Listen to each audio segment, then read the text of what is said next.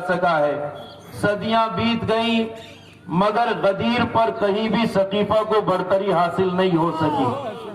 साल हा साल गुजर गए, सदियों का सफर जारी है। वो ये समझ रहे थे कि शायद जुल्म के जरिए, इस्तिबदाद के जरिए, सितमगरी के जरिए, कत्ल गारतगरी के जरिए, खूंरेजी के जरिए उन्होंने गदीर को दबा दिया है, उन्होंने गदीर को मिटा दिया है। वो गदीर पर असरअंदाज हो गए हैं, मगर उन्हें याद दिलाया गया, बताया गया कि उस बीबी का लहू रायगा नहीं जा सकता जो खत्ते विलायत को बचाने के लिए दरवाजे के पीछे खड़ी थी और जिसके शिकम पे जलता हुआ दरवाजा गिराया गया। उन्हें याद दिलाया गया कि वो खत्ते गदीर नहीं मिट सकता जिसे बचाने के लिए करबला के 72 शहीदों ने दश्ते करबला में अपना लहू दिया। और यही वो बात है जिसे वो ये समझ रहे थे कि जिसका मुकाबला करने में वो कामयाब हो गए हैं, जिसे दबाने में वो कामयाब हो गए हैं। 11 फरवरी इनकलाब इस्लामी की वो तारीख है जब पूरे निजाम जुल्म को इस बात का अंदाजा हो गया कि 1400 साल जिस निजाम को दबाने और मिटाने में लगाए गए, आज वो निजाम पूरी तरह जिंदा है, अपनी पूरी ताकत के साथ बाकी है। और बाकी नहीं है, सिर्फ बाकी नहीं है बल्कि निजाम तागूती की गर्दन दबाने के लिए आज भी तैयार और आमादा है। इनकलाब इस्लामी ने रुख मोड़ दिया तारीख का। इनकलाब इस्लामी ने कौमों को यह बताया कि इनकलाब वो नहीं होता जो ताकत के बल पे लाया जाए, इनकलाब वो नहीं होता जो दौलत के बल पे लाया जाए, इनकलाब वो नहीं होता जो लश्करों के बल पे लाया जाए, इनकलाब वो होता है जो रूहानियत की बुनियाद पे लाया जाए। इनकलाब सरों की तब्दीली का नाम नहीं है, इनकलाब दिलों की तब्दीली का नाम है। इमाम खुमैनी ने जिस नस्ल की तरबियत की और जिसके वजूद पे उन्होंने फख्र किया था, जिसके वजूद की तरफ उन्होंने इशारा किया था, उसने साबित कर दिया कि खुमैनी कबीर ने जो कहा था वो गलत नहीं था। आज वो बच्चे दौलत इनकलाब से, जज्बे हुर्रियत से, जज्बे आजादी से सरशार हैं जो उस वक्त मौजूद भी नहीं थे जब इमाम खुमैनी ये जुमला इरशाद फरमा रहे थे। आज हम देख रहे हैं वो नस्ल आमादा और तैयार है इनकलाबी अक़दार की हिफाजत के लिए, जिसने खुमैनी कबीर का दौर नहीं देखा है, मगर वो खुमैनी कबीर जिसने कल निज़ाम तागूत के सामने ये कहा था, दुनिया की दहशतनाक तरीन इंटेलिजेंस एजेंसी शाह ईरान की सावात के जब जल्लादों ने हंसकर मजाक उड़ाते हुए पूछा था, खुमैनी कबीर आप किन के बलबूते पे इनकलाब की बात करते हैं, जिसे अभी हमारे सफ़ी साहब ने दोहराया, किन के बलबूते पे करते हैं, कौन तुम्हारा साथ देगा, कौन तुम्हारे साथ खड़ा होगा, कौन तुम्हारे इनकलाब की हमराही करेगा। जब तने तनहा थे तब इस बात का यकीन था, आवाज दी, मेरे इनकलाब को बचाने वाले, चलाने वाले और लाने वाले अभी माओ की आगोश में खेल रहे हैं। उन्हीं बच्चों ने, उन्हीं जवानों ने तारीख का धारा मोड़ दिया। आज हम जहां खड़े हुए हैं, आज दुनिया देख रही है कि वो इज्जत का रास्ता जो करबला से चला, असरे हाजिर में इनकलाब इस्लामी की शक्ल में वाजिर हुआ, उसने पूरी दुनिया को ये इकरार और एतराफ करने पे मजबूर कर दिया है कि विलायत का रास्ता इज्जत का रास्ता है और इन्हिराफ विलायत का रास्ता जिल्लत और रुसवाई का रास्ता है। दुनिया देख रही है कि इज्जत का रास्ता है, सकीफा जिल्लत और रुसवाई का रास्ता है। कि वो निजाम जो इलाही उसूलों पर इस्तवार होता है इज्जत वो देता है, जो शैतानी उसूलों पर इस्तवार होता है वो जिल्लत और रुसवाई के सिवा कुछ नहीं देता। मैं इब्तिदाए कलाम में एक बात आपसे अर्ज करना चाहता हूं। अभी देखिए, इनकलाब इस्लामी का अहम तरीन नारा इत्तेहाद इस्लामी है, वहदत इस्लामी है। हजरत इमाम खुमैनी ने अपने इक़्तिदार और इक़्तिदार की आला तरीन दर्जे पर होने के बावजूद अपने मुल्क ईरान में अक़लियतों को बेहतरीन हुकूक अता किए हैं। वहां दीगर अक़वाम और फिरकों के लोग जिस आजादी से रह रहे हैं, ایسی آزادی کی تمنا یورپ میں رہنے والا یہودی بھی کرتا ہے اور یورپ میں رہنے والا عیسائی بھی کرتا ہے. وہ اپنی حکومتوں میں اتنے آزاد نہیں ہیں جتنا اسلامی انقلاب کی پناہ میں آزاد ہیں. لہذا زاہدان کے امام جمعہ مولانا عبدالحمید صاحب جو اہل سنت والجماعت کے لیڈر ہیں، انہوں نے ابھی حال ہی میں ایک بات کہی اور اس بات کو انہوں نے بطور اعتراض رکھا ہے، جبکہ انہیں یہ دیکھنا چاہیے کہ اسلامی حکومت میں انہیں اتنا بولنے کی آزادی ہے. انہوں نے یہ کہا کہ ہمارا مطالبہ یہ ہے کہ ایران میں صدارت کا حق سنیوں کو بھی ملنا چاہیے، صدارت کا حق اہل سنت کو بھی ملنا چاہیے. جبکہ آپ تناسب کو جانتے ہیں، تعداد کو جانتے ہیں. دنیا میں اس اصول سے سب واقف ہیں، اقلیتیں ہوتی ہیں، اکثریت ہوتی ہے. اس کے جواب میں ایک نوجوان نے کمنٹ ان کے اس بیان پہ لکھا ہے جو قابل غور ہے. انہوں نے کہا مولانا عبدالحمید علوی صاحب، حمیدی صاحب، ہم ایک بات آپ سے عرض کرنا چاہتے ہیں کہ 1400 سال کی تاریخ لے کر ابتدا سے آج تک اقتدار آپ کے پاس رہا، حکومتیں آپ کے پاس رہی، سلطنتیں آپ کے پاس رہی، اور آج بھی زیادہ تر اسلامی ممالک میں آپ کا راج ہے، آپ کی حکومت ہے، آپ کے لوگ حاکمیت کے تخت پر بیٹھے ہوئے ہیں، آپ کے لوگ نظام حکومت چلا رہے ہیں. اتنی بڑی دنیا اسلام، 28 اسلامی ممالک جن میں اکثریت پر اقتدار آج بھی آپ کا ہے. ہمیں اس بات کا جواب دیجئے 1400 سال کی تاریخ میں آپ نے اسلام کے ساتھ کیا کیا؟ آپ نے اسلام کو کون سی عزت دلائی؟ آج اتنی بڑی تعداد میں مسلمانوں کے ہوتے ہوئے، آپ کے پاس پیٹرو ڈالر ہوتے ہوئے، آپ کے پاس ذخائر ہوتے ہوئے، گیس اور تیل کی دولت ہوتے ہوئے، آپ نے آج تک اسلام کو کیا دیا؟ اتنی بڑی تعداد میں ہوتے ہوئے آج آپ سپر طاقتوں کی غلامی کر رہے ہیں. جزاک اللہ، جزاک اللہ، جزاک اللہ، ماشاء اللہ. 1400 سال کے بعد آج حسین والوں نے، غدیر کے راستے پہ چلنے والوں نے دنیا کے ایک چھوٹے سے خطے میں جب اقتدار سنبھالا تو آنکھوں میں آنکھیں ڈال کے بات کی ہے، ظالموں کے تلوے نہیں چاہتے. جزاک اللہ، دیا ہے حکومت کرنے کا، تمہارا رزلٹ کیا ہے؟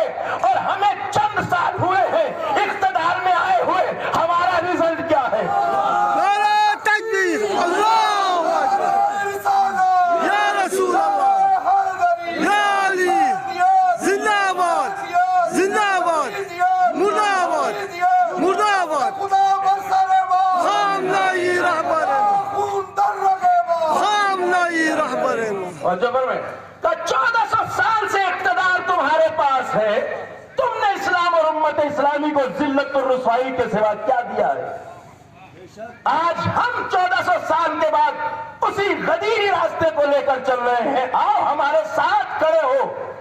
ہم نے اسلام کو عزت عطا کی، مردانگی کا راستہ دکھایا، قوموں کو حریت کا راستہ دکھایا. آج نظام ظلم ہمارے سامنے عاجز ہے. چلیے 1400 سال ہم نے تمہارا کارنامہ دیکھ لیا، کم از کم 1400 سال ہمیں بھی موقع دو، پھر ہم دکھاتے ہیں اسلام کسے کہتے ہیں. جزاک اللہ. مختصر دور میں آپ دیکھ رہے ہیں میرے جو جوان یہاں بیٹھے ہوئے ہیں جن کی حالات پہ الحمدللہ گہرائی سے نظر ہے، وہ جان رہے ہیں، سمجھ رہے ہیں اس بات کا مطلب کیا ہے، اس بات کا مقصد کیا ہے. آج اسلام کی حالت کیا ہے، مسلمانوں کی حالت کیا ہے؟ آج اتنا بڑا عالم اسلام سپر طاقتوں کے آگے غلاموں کی طرح سر جھکائے کھڑا ہے. فلسطین میں بہتے ہوئے مظلوم مسلمانوں کا خون بھی ان کی زبانوں پہ پڑے ہوئے تالے کو نہیں توڑ سکتا. اپنے آقاؤں کی اجازت کے بغیر ایک لفظ منہ سے نہیں نکال سکتے. سلامت رہے آپ، کی یہ حالت ہے. ماشاء وہ دیکھ رہے ہیں ایک چھوٹی سی قوم ہے جو سپر طاقتوں کی آنکھوں میں آنکھیں ڈال کے بات کرتی ہے. جزاک اللہ. آج کہیں کسی کا ذکر نہیں ہے، نہ قوت کا، نہ قدرت کا، نہ طاقت کا، نہ استقامت کا، نہ قیام کا، نہ مقابلے کا، نہ جرأت کا، سوائے اس قوم کے. ساری دنیا حیرت سے دیکھ رہی ہے. دنیا نے دیکھ لیا اپنی آنکھوں سے اس منظر کو بھی کہ نظام ظلم کا بانی دنیا یزیدیت کا علمبردار، وہ جو مغرور ترین حکومت کا سربراہ ہے، جو سپر پاور اپنے آپ کو کہتا ہے، جس کے غرور کی انتہا نہیں ہے، جس کے وائٹ ہاؤس کے باہر دنیا بھر کے صدور مملکت لائن لگا کے کھڑے ہوتے ہیں کہ ہمیں ملاقات کا موقع مل جائے، ہمیں بات کرنے کا موقع مل جائے۔ پوری دنیا نے اپنے آنکھوں سے دیکھا جب جاپان کا وزیر اعظم ایران آیا اور اس نے فرزند زہرا سے یہ گزارش کی جاپانی وزیر اعظم کے ذریعے، دنیا ظلم کا سربراہ، مغرور ترین حکومت کا سربراہ گزارش کرتا ہے ہاتھوں کو جوڑ کر کہ ان سے کہیے ہم سے بات کر لیں، ہم سے گفتگو کر لیں۔ اور جواب کیا دیا؟ پوری دنیا حیرت میں پڑ گئی۔ جواب وہی دیا فرزند حسین نے جو حسین ابن علی نے کربلا سے ابن زیاد کو بھجوایا تھا۔ جانتے ہیں آپ، جواب وہی دیا۔ اچھا، حالت آج بھی وہی ہے۔ دیکھیں، میں ایک بات آپ سے کہہ دوں، کربلا شروع سن 61 ہجری میں ہوئی تھی مگر جاری قیامت تک ہے، کربلا ختم نہیں ہوئی ہے۔ وہی جواب جو حسین نے کربلا سے بھجوایا تھا ابن زیاد کو، حسین کہاں تھے؟ کربلا میں۔ ایک طرف لاکھوں کا لشکر، ایک طرف حسین تنے تنہا 72 ساتھیوں کے ساتھ۔ کوئی مقابلہ ہے؟ تناسب کے اعتبار سے کہاں لاکھوں کہاں 72، کوئی مقابلہ ہے؟ نرغہ آدھا میں جہاں حسین کے بچے 3 دن کے پیاسے تھے، جہاں ہر طرف ظالموں کا پہرا تھا، سنگینے، نیزے، خنجر ہر طرف جہاں تھے، اس نرغہ آدھا سے حسین نے جواب بھجوایا تھا۔ ایسے حالات میں یہ جواب آسان نہیں۔ آج فرزند حسین نے بھی انہی حالات میں جہاں ساری دنیا یزیدیت گھیرے ہوئے ہے، پابندیاں ہیں، سینکشن ہے، طرح طرح کے الزام ہیں، پوری دنیا کا پریشر ہے، پوری دنیا کی حکومتیں خون کی پیاسی ہیں، ایک نرغہ آدھا میں گھرے ہوئے ملک کے سربراہ نے جس کے ہاتھ میں حسینیت کا پرچم ہے وہی جواب بھجوایا جو حسین نے کربلا سے بھجوایا تھا۔ جاپان کا وزیر اعظم چپ ہو کے بیٹھ گیا، کہا اس نادان سے جا کے کہہ دینا کہ ہم اسے بات کرنے کے لائق بھی نہیں سمجھتے۔ جزاک اللہ، اللہ اکبر، اللہ اکبر، اللہ اکبر، اللہ خدا برسر ما، خامنه‌ای رهبر ما، دست خدا برسر ما، خامنه‌ای رهبر ما، تا خود در رگ ما، خامنه‌ای رهبر ما، تا خود در رگ ما، خامنه‌ای رهبر ما، خامنه‌ای رهبر است، وارث پیغمبر است، خامنه‌ای رهبر است، وارث پیغمبر است، رهبر کی فرمان پر، جان بھی قربان ہے، رهبر کی فرمان پر، جان بھی قربان ہے۔ تکبیر، اللہ اکبر، اللہ اکبر، خامنه‌ای رهبر۔ انقلاب اسلامی عزت کا راستہ ہے، مردانگی اور شرف کا راستہ ہے۔ جو دنیا ظلم کا سربراہ اپنی طاقت پہ مغرور ہے، جو دنیا بھر کے رہبروں کو، لیڈروں کو، سربراہان مملکت کو خاطر میں نہیں لاتا، جس سے لوگ ریکویسٹ کرتے ہیں بات کرنے کی، وہ گزارش کرتا ہے، خط بھجواتا ہے، مجھ سے بات کر لیں، ہم سے گفتگو کر لیں، جواب وہی بھیجا۔ اسے کہتے ہیں مردانگی، شرف۔ آج 42 سال ہو گئے انقلاب اسلامی کو۔ جن کی عمریں ہیں وہ اس بات کو اچھی طرح جانتے ہیں، انہیں یاد ہے یہ بات کہ ان 42 سال میں، یہ تو ہمیں اب لگتا ہے کہ اب دھمکیاں دی جا رہی ہیں، نہیں، یہ ہر سال کا فنڈا ہے۔ ایسا نہیں ہے 42 سال میں آپ کو کون سا سال ایسا یاد ہے جب سپر طاقتوں نے حملے کی دھمکی نہ دی ہو؟ ایسا تو کوئی سال نہیں ہے نا۔ کم از کم ہر سال، ہر دوسرے سال یہ ایپیسوڈ دہرایا جاتا ہے، اب حملہ ہوا، تب حملہ ہوا۔ یہ ساری دنیا کا میڈیا چلانے لگتا ہے، الیکٹرانک میڈیا، پرنٹ میڈیا۔ میری عمر تو خیر انقلاب کے ساتھ ہی ساتھ کی ہے، جب سے شعور کی آنکھ کھلی تب سے میں یہ دیکھ رہا ہوں۔ میں نے بھی بڑا جب سے دیکھنا شروع کیا ہے حالات کو، لیکن آپ میں جو بزرگ ہیں وہ جانتے ہیں ان 42 سال میں کوئی سال ایسا نہیں جب کسی نہ کسی احمق نے حملے کی دھمکی نہ دی ہو. پوری دنیا میں شور مچنے لگتا ہے, الیکٹرک میڈیا, پرنٹ میڈیا, ہر طرف شور ہونے لگتا ہے. اب حملہ ہوا, تب حملہ ہوا, اب حملہ ہوا, تب حملہ ہوا. گلف میں پڑے ہوئے جنگی بیڑوں کے رخ تہران کی طرف کر دیے جاتے ہیں, میزائلز پوزیشن لے لیتے ہیں, پوری دنیا میں شور مچنے لگتا ہے. اور پھر ہم دیکھتے ہیں اتنا شور مچنے کے بعد کچھ بھی نہیں ہوا. پورا پیک پہ لے جائیں گے اور پھر دیکھتے ہیں ہم کہ کچھ نہیں ہوا. 42 سال ہو گئے, ہر سال یہ ہوتا ہے تقریباً. ہر سال شور مچتا ہے, اب حملہ ہوا, تب حملہ ہوا, یہ کر دیں گے, وہ کر دیں گے, لیکن پھر کچھ نہیں ہوتا. اور اچھا ایسا بھی نہیں ہے کہ یہ جو کہنے والے ہیں, دھمکی دینے والے, وہ لوگ ہیں جو کہتے ہوں اور کرتے نہ ہوں. ایسا بھی نہیں ہے صاحب. یہ وہ ہیں کہ جنہوں نے جب جو کہا کر بھی دکھایا. کیا نا, ایسا تھوڑی ہے کہ نہ کیا ہو. انہوں نے کہا افغانستان سے کہا تھا ہم تمہاری اینٹ سے اینٹ بجا دیں گے, چند مہینوں میں بجا دی یا نہیں. انہوں نے کل صدام سے کہا تھا عراق کے ڈکٹیٹر سے ہم عراق کو ریت کے ڈھیر میں تبدیل کر دیں گے, کیا یا نہیں. انہوں نے ہیروشیما اور ناگازاکی کو تباہ کیا یا نہیں. پاناما اور نہ جانے کتنے دنیا کے خطے ہیں, ویتنام تک کی ذلیل ترین جنگیں انہوں نے لڑی ہیں. جہاں جس سے کہا کر دیں گے, کر کے دکھایا انہوں نے. انہوں نے ملکوں کو برباد کیا, قوموں کو برباد کیا, اینٹ سے اینٹ بجا دی گئی, تہس نہس کر دیا گیا. ان خوخاروں نے جس نے جب جسے کہا کر بھی دکھایا. ایسا نہیں ہے کہ کہتے ہو کرتے نہ ہو, مگر بس انقلاب اسلامی ایک جگہ ایسی ہے جہاں کہتے ہیں مگر کر نہیں پاتے. راز کیا ہے, وجہ کیا ہے, سبب کیا ہے؟ یہاں سبب اس کے سوا کچھ نہیں ہے کہ انہیں اچھی طرح پتا ہے کہ یہ نہ افغانستان ہے نہ عراق ہے. اگر یہاں حملہ کرنے کی غلطی کی تو مقابلہ اس قوم سے ہوگا جو جینا بھی کربلا سے سیکھتی ہے, مرنا بھی کربلا سے سیکھتی ہے. یہ راستہ حسین ابن علی کا راستہ ہے, یہ عزت اور مردانگی کا راستہ ہے. اور انقلاب اسلامی کی یہ مضبوطی, یہ قوت, یہ استحکام سبب بھی ہے دنیا کے لیے, درس بھی ہے دنیا کے لیے. جزاک اللہ, جزاک. آج ایسا نہیں ہے کہ آپ جو یہاں بیٹھے ہیں اس سے دنیا سبق نہیں لے رہی ہے, نہیں, قومیں سبق لے رہی ہیں, سیکھ رہے ہیں جوان.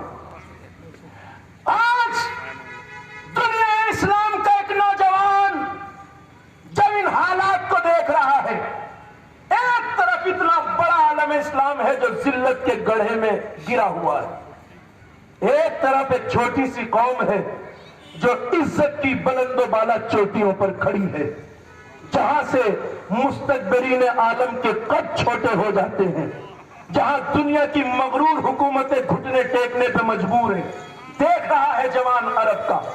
اور یہی وجہ ہے کہ آج عرب کا جوان اپنے حکمرانوں کے گریبان پہ ہاتھ ڈال کر یہی پوچھ رہا ہے. آپ نے دیکھا نا, آپ کے دیکھتے دیکھتے مصر کا وہ مغرور فرعون وقت جسے حسنی مبارک کہا جاتا تھا, دریائے نیل میں غرق ہوا یا نہیں؟